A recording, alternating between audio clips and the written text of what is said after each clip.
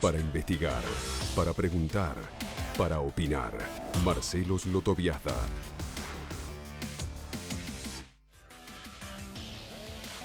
Bueno, muy buenas noches, bienvenidos a este programa número 15, Desafío 2016, ahora los lunes, aquí en la segunda temporada por C5N. Del lunes pasado a este, la realidad política del país ha cambiado enormemente a partir del caso López. La obscena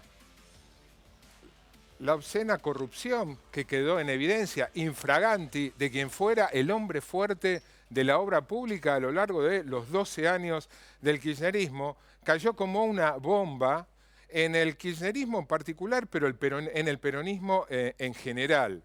Hoy, el exgobernador de San Juan y actual diputado y presidente del Partido Justicialista utilizó la siguiente metáfora. Dijo que el caso López es en el partido como un terremoto grado 11. Me llamó la atención esto de grado 11. Yo creía que la escala Richter, que mide la intensidad de los terremotos, terminaba en 10, pero no, efectivamente, Gioja es un nombre de una provincia afectada por los terremotos, de esto sabe, hay en la escala Richter más de 10, es categoría épica, de terremoto épico. El caso López dispara, genera muchísimas preguntas, algunas de las cuales las vamos a formular tratando de encontrar o acercarnos a alguna respuesta en el programa de hoy. Una de ellas es, ¿pudo López haber hecho lo que hizo acumulando ese o más cantidad de dinero, esos 9 millones, solo? ¿En qué medida el caso ha salpicado o puede llegar a salpicar a el exministro y actual diputado Julio De Vido y a la expresidenta Cristina Fernández de Kirchner? Una segunda pregunta es ¿de qué manera este caso impacta, qué consecuencias trae para el kirchnerismo? Se ha llegado a decir en un extremo que esto es el fin del kirchnerismo. Y no me estoy refiriendo a declaraciones hechas por analistas políticos, de medios que han sido muy antikirchneristas. Tampoco me refiero, por ejemplo, a la declaración que hoy hizo el gobernador de Córdoba, Juan Schiaretti, que dijo que esto es que el kirchnerismo está herido de muerte. Me refiero a declaraciones que han hecho, por ejemplo, quien fue el gobernador de Tucumán, un hombre muy cercano al kirchnerismo. De hecho, José Alperovich, además de gobernador de Tucumán, es el marido de quien era la tercera en la sucesión presidencial de Cristina. José Alperovich dijo, esto es el fin del kirchnerismo. Y lo mismo repitió el actual gobernador de Tucumán, Juan Mansur, que fue ministro de Salud en el gabinete de Cristina Kirchner. Es cierto que también hay que recordar que Cristina o el kirchnerismo se recompusieron de muy serios, muy duros reveses. Bueno, de hecho, lo que fue la derrota en la pulseada con las corporaciones del campo en el 2008, con las retenciones y la resolución 125, el kirchnerismo se fortaleció y mucho después de eso. Se recompuso después de 2 derrotas electorales, la del 2009 y la del 2013. Bueno, en fin, vamos a preguntarle ahora a invitados cómo creen que va a impactar esto en el kirchnerismo. Y por último, José López le hizo un gran favor al gobierno de Macri, porque con la espectacularidad de lo que se vio, le da un elemento al gobierno para seguir polarizando con el kirchnerismo, que es la estrategia que viene llevando adelante, y echar culpas hacia atrás. Pero José López podría también hacer un gran favor si es que finalmente responde a otra de las grandes preguntas, y es cómo se hizo de ese dinero negro, quién fue el que o quiénes fueron los que le pagaron. Preguntas que vamos a tratar en el programa de hoy, que sigue con estos breves auspicios.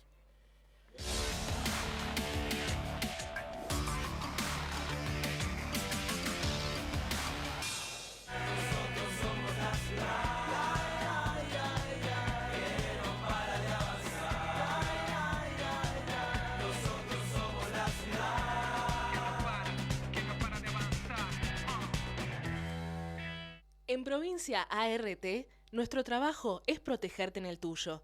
Para más información, comunicate al 0800-333-1278. Provincia ART, la aseguradora de riesgos del trabajo del Grupo Provincia. Adrián Mercado posee un portfolio de proyectos mineros en oro, litio y otros minerales en distintos puntos del país, tanto para exploración como explotación. Adrián Mercado, División de Comercio Exterior. Llegó la hora de salir al mundo.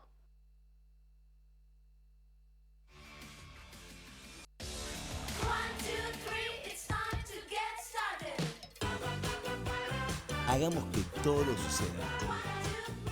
Personal.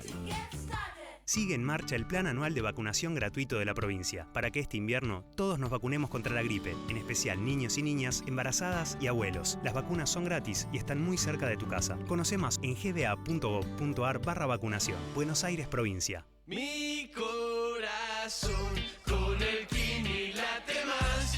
Dale, prendete. Vos también hacete fanático al ritmo del Kini 6 y vení a festejar todas las semanas.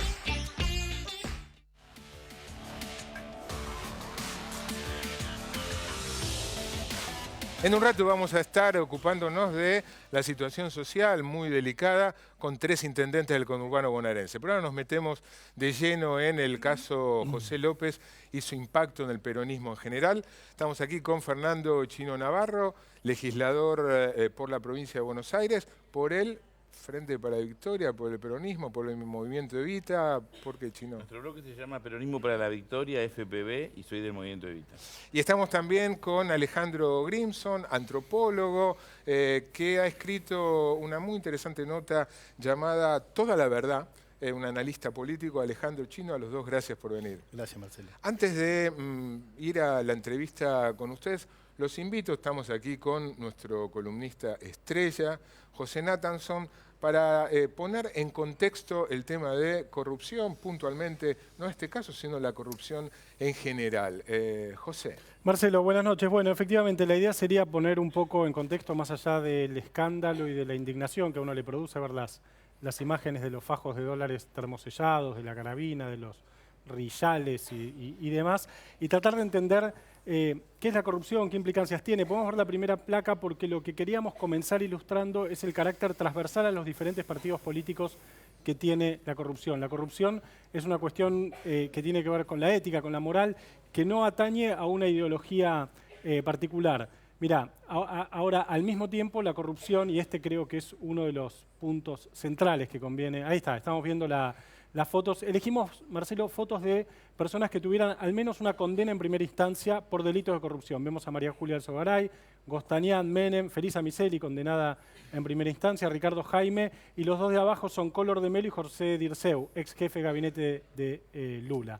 Como ves, gente de diferentes extracciones políticas, todos con una condena, al menos en primera instancia, por delitos de corrupción. Quiero decir, la corrupción, y eso queríamos ilustrar con las fotos, es transversal a los diferentes partidos. Sin embargo, creo yo, es más grave cuando sucede en una fuerza de izquierda, una fuerza nacional popular. Podemos pasar a la siguiente placa. ¿Por qué la corrupción es más grave cuando ocurre en una fuerza progresista? Bueno, por 3 motivos básicos.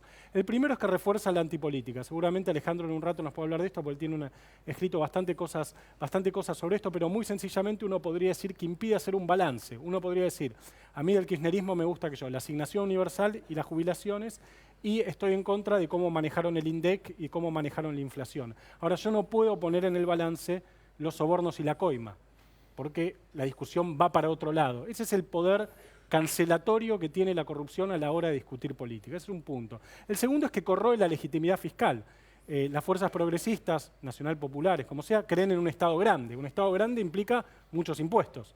Para poder cobrar muchos impuestos tiene que la sociedad pensar que esos impuestos van a hospitales, escuelas y no a los fajos termosellados que le encontraban a López revoleándolo por... Conspira contra el cumplimiento fiscal. Conspira contra el cumplimiento fiscal y eso hace muy difícil tener un Estado potente. Y el tercer punto básico de por qué la corrupción es más grave en los gobiernos de izquierda es que altera el principio de igualdad ante la ley. Pareciera que no todos somos iguales frente a un delito, cuando uno descubre un delito de corrupción, que hay algunas personas o algunos grupos que son más privilegiados. Ahora, corrupción hay en todos lados, es un fenómeno inherente al poder, siempre va a haber corrupción. El tema es qué se hace con la corrupción. En Italia y en Finlandia hay corrupción y es evidente que italianos y finlandeses no reaccionan de la misma manera frente a la corrupción y son 2 países desarrollados, digamos. Argentina es un país muy corrupto, un país poco corrupto. La pregunta que uno Se puede... ¿Y qué respuestas hay? Bueno, hay dos respuestas posibles. La primera es que es un país muy corrupto. Podemos ver la primera, la placa que sigue, donde se ve el ranking de percepción de corrupción que elabora Transparencia Internacional. Fíjate ahí, en los primeros lugares están Dinamarca y Finlandia, en el tercer lugar Suiza. El país menos corrupto de América Latina, según este ranking, es Uruguay. Después sigue Chile, Colombia, Perú, México, Argentina en el 107, un lugar muy malo, y Venezuela en el 158. Ahora es curioso porque... Sí. Varios de los países que están muy bien rankeados en esa tabla, Suiza, Uruguay, podría ser también Estados Unidos si apareciera, son países que protegen los paraísos fiscales, que es donde se esconde el dinero negro, ¿no?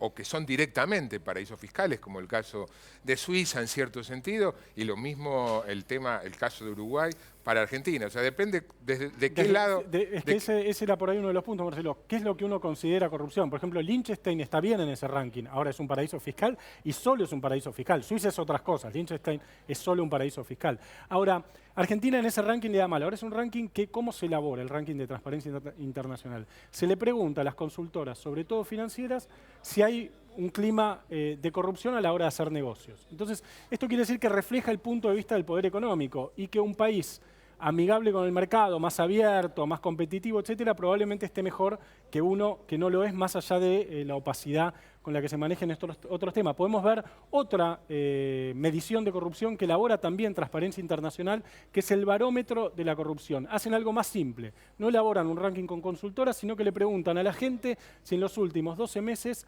pagó una coima o un soborno. Y fíjate que ahí Argentina no le da tan mal.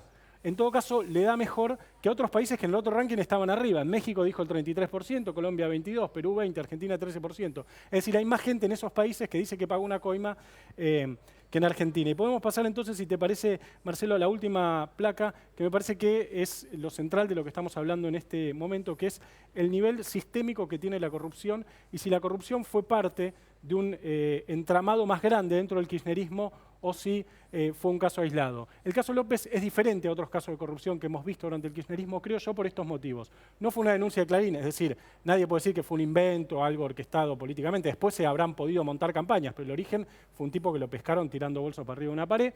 No es un empresario, sino un funcionario público. El argumento de, bueno, ¿qué importancia tiene contar plata en una financiera? No vale, porque para un funcionario público es un problema. Y no es un personaje periférico al sistema de poder kirchnerista. Un personaje central, vos lo dijiste, el tipo que manejó la obra pública durante 12 años. Entonces, y termino con una pregunta, ¿la corrupción, en el caso López, era un lobo solitario o era parte de un sistema? Esa es para mí la gran duda hoy. Chino, quedó picando la pregunta.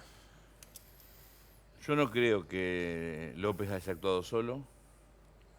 Obviamente no tengo pruebas, no tengo elementos. Tengo la misma bronca, el mismo repudio que la mayoría de los argentinos, con la diferencia que soy funcionario, legislador del espacio de López, con lo cual creo que tenemos la obligación de dar la cara y de hacernos cargo, aunque no tengamos nada que ver con esa práctica delictiva de López. Creo que no actúa solo, hay que investigar en el propio Estado, en lo que fue nuestro gobierno. Hay que ver quién son los socios de López en el ámbito privado, en las empresas de construcción, y hay que averiguar si alguien lo protegió en la justicia. Lo que creo que también tenemos que tener en claro desde el espacio que representamos, el peronismo, el kirchnerismo, que es un antes y un después. No se puede intentar especular con este tema en cuanto, bueno, pero usted tiene a Calcaterra, los Panama Papers, porque podemos hacer todo un debate de la corrupción en los términos que vos lo planteás, pero no corresponde. Nos tenemos que hacer cargo de López y de lo que aparezca. Dejando en claro que no somos lo mismo, porque a mí me aterra que a la vuelta de la esquina está el que se vayan todos, y eso no solamente perjudica a las mayorías populares, más allá de la suerte de la política, de las estructuras, de los espacios formales de la política, sino hablo de la mayoría del pueblo, y beneficia a los grupos económicos. Por eso me parece que lo de López es un antes y un después, tiene que haber una investigación, necesitamos la verdad, sobre todo quienes militamos y reivindicamos mucho de lo hecho en los últimos 12 años, que nos hemos hecho cargo hace tiempo de los errores y las asignaturas pendientes, pero nunca creíamos que íbamos a tener que coexistir con una situación de estas características, donde un exfuncionario aparece con 9 millones de dólares, tirándolo por arriba de un paredón, y eso implica que además de que queremos que le caiga todo el peso de la ley, que vaya preso, repito, que se investigue. Yo no creo que estuvo solo, pero bueno, lo tiene que determinar la justicia. Ahora, cuando decís yo no creo que estuvo solo, una de las miradas que se pueden hacer es hacia arriba. Hacia arriba él tenía a De Vito y a Cristina. La mirada tiene que ser hacia arriba, hacia abajo, hacia el costado, en forma oblicua. Hay que investigar todo. Ni siquiera es un tema de nombre y apellidos, porque en mi caso yo tengo un sentido de pertenencia, tengo una fuerte carga subjetiva, tengo afectos en esta historia de los últimos 12 años. Pero esto excede los nombres y apellidos. Acá lo que está en juego en antes y después, ante un gobierno que ajusta, que empobrece, que hoy reprimió en Rosario, que empieza a mostrar esa beta autoritaria, que ha despedido decenas de miles de argentinos a la calle, en el Estado y en la actividad privada, es la posibilidad de reconstruir una mayoría desde el peronismo, desde el socialismo, del radicalismo, desde el Partido Intransigente, Nuevo Encuentro, todas las fuerzas que estén en contra del ajuste, el empobrecimiento, la baja de actividad, los tarifazos. Y para esto se requiere partir de la verdad y trascender de los nombres. Tiene que ser una construcción colectiva que luego recreará nuevas referencias, pero hoy eso está lejano. Hoy hay que dar respuesta concreta a la ciudadanía que legítimamente y con bastante bronca seguramente nos interpela. Alejandro, escribiste vos una nota titulada Toda la verdad, haciendo referencia a qué. Primero a lo que a mí mismo me surgía como una exigencia y a lo que creo que la sociedad exige, que es realmente basta. O sea, creo que cualquier argumento que intente minimizar lo de López, que intente decir que solo eran estos 9 millones, yo no creo que fueran solo estos 9 millones tampoco. No creo que López pudiera actuar solo durante 12 años. Me parece que todo ese tipo de argumentos inverosímiles lastiman a la política, le hacen un daño más grande, o sea, incrementan el daño gigantesco que López le hace a la política, se incrementa si hay dirigentes que intentan plantear argumentos como López era malo y es un caso aislado, el macrismo también es corrupto. Entonces, o sea, ese es un argumento que implica que, ¿qué quiere decir eso? Que todo el kirchnerismo, todo el peronismo, o toda la oposición argentina, o toda la política argentina es corrupta. Yo, por ejemplo, que estoy convencido que hay miles de militantes sociales, políticos en la Argentina, que hubo muchos funcionarios, y hay funcionarios con los que yo puedo disentir o no. Pero estoy convencido que hay dirigentes políticos en la Argentina que yo puedo coincidir con ellos o puedo disentir, pero que no son corruptos. Que no están ahí para robarse plata. Entonces, lo que hace López y lo que hacen aquellos dirigentes que están tratando de minimizar el caso López es obstaculizar que volvamos a discutir de política.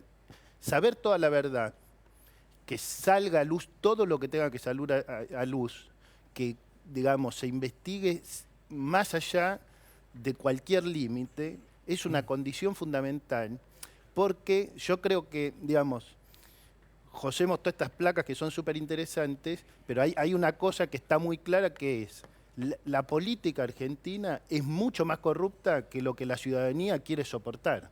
Y me parece que el caso López es un antes y un después, como decía el Chino, porque al aparecer de manera flagrante, cinematográfica, yo en el artículo ese que vos decís, digo, de una manera que sería muy difícil que un buen novelista logre construir esa escena, porque es una escena casi delirante, ¿no es cierto?, inverosímil, digamos, muy impresionante, marca un antes y un después, y en ese sentido creo que es cierta la metáfora del terremoto. Es un terremoto, y frente al terremoto y a la destrucción, lo que tiene que haber es un norte claro de cuáles son los principios, cuáles son las ideas políticas, cuál es el debate político. Y la política se tiene que basar en una idea elemental. El dinero público es sagrado, punto. No puede discutirse que el dinero público es sagrado. Chino, ¿cómo impacta esto en el kirchnerismo en particular y en el peronismo en general?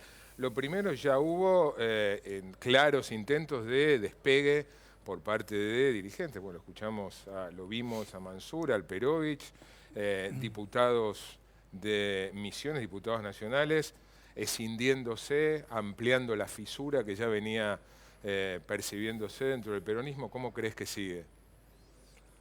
A mí me parece que son planos diferentes.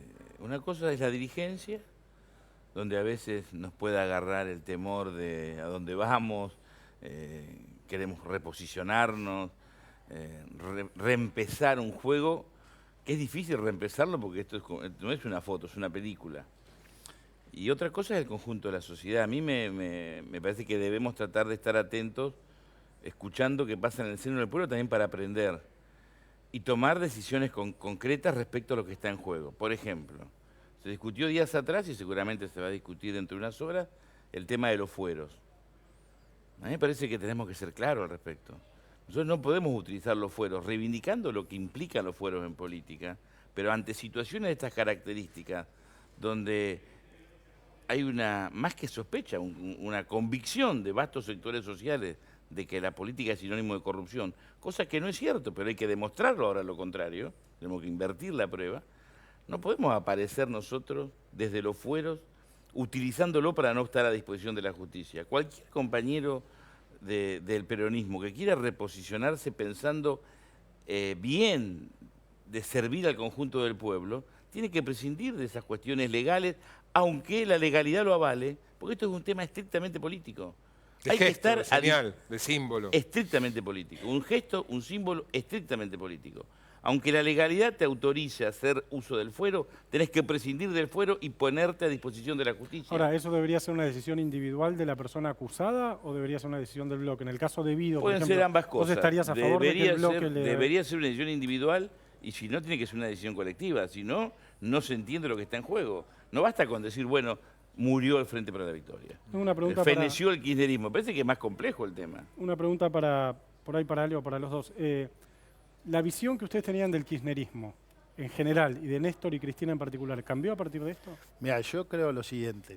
Yo creo que cualquier dirigente que se demuestre que tocó los dineros públicos, mi opinión sobre ese dirigente va a cambiar de manera inexorable si se demuestra. Yo no voy a aceptar condenas mediáticas. Estoy a favor de la presunción de inocencia que marca la Constitución y me parece que acá claramente hay una operación que es la siguiente, es ligar el caso López al conjunto de la política, el conjunto de la política a un conjunto de ideas políticas e ideales que no tienen que ver ni siquiera con una etapa o 10 años de la Argentina, porque son ideas que se han discutido en otros lugares del mundo y que han venido como la idea de igualdad, de justicia social, son ideas que en la misma Argentina existen desde hace muchísimos años.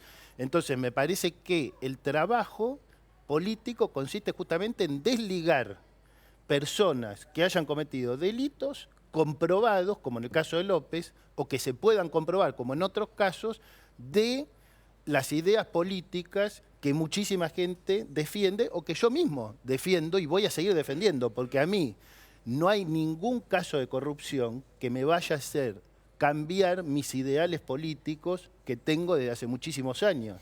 Y eso me parece que es un punto central, porque acá hay un cierto chantaje de, por cada corrupto, vamos a avanzar en contra de un derecho. Y nosotros tenemos que ser muy claros, vamos a ir contra todos los corruptos y vamos a ir a favor de todos los derechos y a defender todos los derechos. Chino, ¿crees que esto acelera cierto proceso de deskirchnerización que se estaba evidenciando en el Frente para la Victoria, en el peronismo en general? Reitero, me parece que buscar categorías o denominaciones, acá hay un problema que nos excede. Por un lado está lo de la corrupción, que creo que queda clara la posición, coincidimos, y después está la política. Tarifazos, ajuste, despidos, pibes que van a la escuela y le dicen a la señorita, señor, tengo hambre, me duele la panza, anoche no comí. Personas informales, de la informalidad, que salen a buscar su pan, su plata todos los días, su dinero, su ingreso para llevar comida a la casa. Esa situación, por más que esté este hecho de José López, que no es un invento, bien lo dijo, no es una maniobra de los medios, existe, hay que investigarlo y hay que caerle con todo el peso de la ley, no va a poder tapar permanentemente las situaciones sociales de un gobierno que ha decidido, más que en ese aspecto hay que reconocerle que más allá que en las últimas semanas la campaña cambió un poco y lo licuó su discurso, siempre habló de un ajuste, de sincerar, de colocar la política económica en el marco de los que quieren invertir, que son los grupos económicos, insertarnos en el mundo, para ello el mundo es Wall Street. Y eso se paga con muchos desocupados, 2 dígitos, salario a la baja, baja del consumo. Eso nosotros tenemos que enfrentarlo y ahí se va a recomponer la denominación que le querramos dar desde el peronismo o desde un frente que no tendrá nombre hoy, para estar juntos, ser leales y consecuentes con los intereses de esas mayorías, no solamente en la declamación, en los conflictos en forma permanente, en forma diaria, siempre dentro de la legalidad, pero defendiendo los puestos de trabajo, defendiendo a nuestros pibes de la policía que hoy tiene mano libre para hacer lo que se le canta, sobre todo en la provincia de Buenos Aires. Me parece que ahí vamos a reformular la política y no tanto en lo que los dirigentes pensamos para ver cómo nos reacomodamos, cambiándonos de camiseta. Alejandro. No sé, yo creo que el kirchnerismo, los dirigentes kirchneristas tienen un desafío enorme que es, digamos, lo que yo planteo en el texto ese es, acá hay cómplices y hay víctimas al cuadrado. Los cómplices son aquellos que se hicieron los tontos mientras López hacía lo que hacía, o los que se hagan los tontos ahora. Y ahí ese es un camino de complicidad. ¿Y las víctimas al cuadrado? Las víctimas al cuadrado son aquellos que siempre defendieron ideas y trabajaron de manera honesta por esas ideas y ahora ven a toda su identidad política y a sus propias ideas muy sacudidas por este terremoto del que hablábamos. Quiero decir, todas esas personas honestas que trabajaban y defendían una idea, que iban a una movilización, que apoyaban, que trabajaban en el barrio, en la universidad, en la fábrica, etcétera, o los funcionarios, vuelvo a insistir, funcionarios que nunca jamás tocaron, no tienen una sola denuncia. Funcionarios que no tienen una sola denuncia, lo cual, digo, también que tengan denuncia no prueba nada, pero insisto, funcionarios que no tienen una sola denuncia significa algo muy claro, digamos. Entonces yo creo que esas personas tienen que tomar un camino claro de buscar toda la verdad, porque ese es el lugar y el camino por el cual pueden y tienen que recomponerse como fuerza política. ¿Los satisfizo la respuesta de Cristina? No, para nada, en absoluto. A mí la verdad que el post, digamos, pasando muy rápido de López a quién le dio la plata, no me parece. ¿Por qué? Porque, digamos, ella decide hablarle a la militancia, pero ella fue presidenta, como ella decía, de los 40 millones de argentinos. Fue presidenta de todos los argentinos.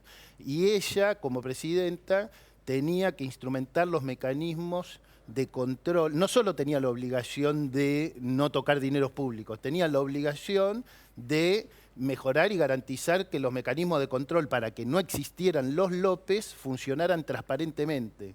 Yo creo que justamente un error gravísimo, y en esto coincido mucho con lo que planteó José, es que en estos gobiernos, llamémoslos como quieras, más de izquierda progresista del campo nacional popular, un defecto grave es no haber tomado la bandera de la corrupción en serio en sus manos. ¿Por qué? ¿Por qué lo planteo? Porque vos sabés perfectamente que no existiría el capitalismo y el capitalismo argentino en particular sin una historia de corrupción. La historia de la corrupción es la historia del capitalismo argentino.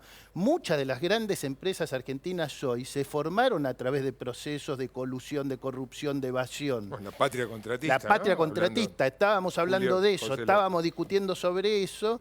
Y estamos discutiendo con un gobierno que además tiene raíces y relaciones con eso y tiene colusión de intereses muy grande entre 20 funcionarios y sus zonas de interés privado específica, lo cual es una falta de ética gravísima, nombramiento de familiares, etc.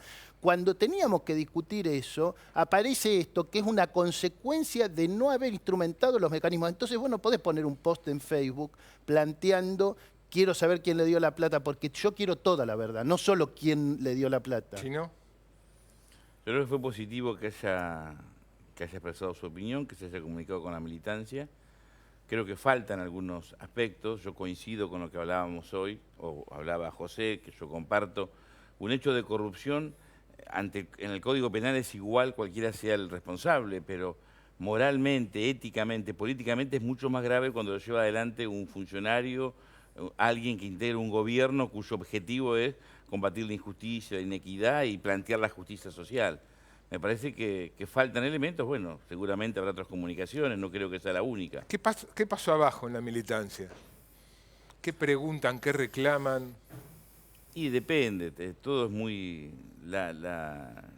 no es homogéneo, no todos pensamos lo mismo y los compañeros militantes piensan lo mismo. A mí me tocó estar ese día, el martes, en una actividad en 3 de febrero, con un grupo de compañeros que estábamos pensados para otra charla, pero esta charla obviamente se impuso. Esta charla surgió por peso propio, y en general había un gran repudio a la corrupción, pero también una gran convicción de seguir trabajando y militando por una Argentina más justa, reclamos, preguntas.